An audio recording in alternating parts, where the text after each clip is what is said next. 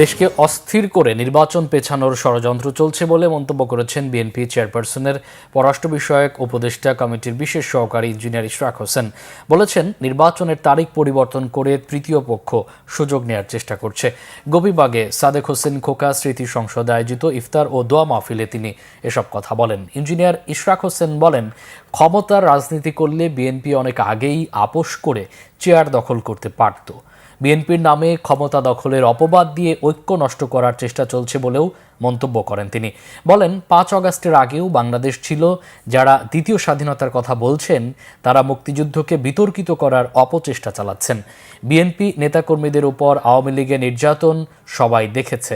শেখ হাসিনার বিচার সবার আগে বিএনপির প্রত্যাশা বলে মন্তব্য করেন ইঞ্জিনিয়ার ইশরাক হোসেন। আমরা মনে হয় ক্ষমতার জন্য খুব উদ্গ্রীব হয়ে আছি। যদি এরকমই হতো তাহলে তো বিএনপি অনেক আগেই আমাদের নেত্রী দেশনেত্রী বেগম খালেদা জিয়া যে বিদেশি প্রভুদের সাথে, ভারতের সাথে বা অন্যান্য যারা শক্তি আছে তাদের সাথে আপোস করে ক্ষমতায় থাকতে পারতেন। উনি বাংলাদেশের জাতীয় স্বার্থের সাথে আপোস করে নাই, জনগণের অধিকারের সাথে আপোস করে নাই এবং বাংলাদেশকে দাস রাষ্ট্রে পরিণত করে নাই দেখেই তো আমাদের এই এত দীর্ঘ আন্দোলন সংগ্রাম লড়াই করতে হয়েছে।